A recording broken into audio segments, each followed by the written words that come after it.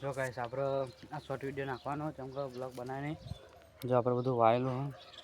આપણે જમલો રાખો આપણે તોદર તો વાયો જો આપણો લહણ જેન જેન હતો નતા મોટા મોટા થઈ ગયા પાકી ગયા કમ્પ્લીટ જો આ ગુંદી આ લેબરી આ મોટી ગુંદી પાયા લેબરી ના ગુંદી બધી વસ્તુ વાયેલું અમે કન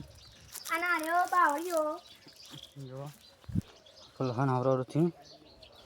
લહણ ચાલુ તો અદર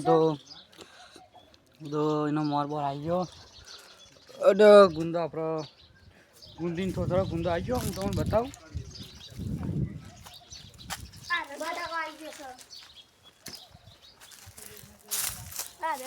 જો આ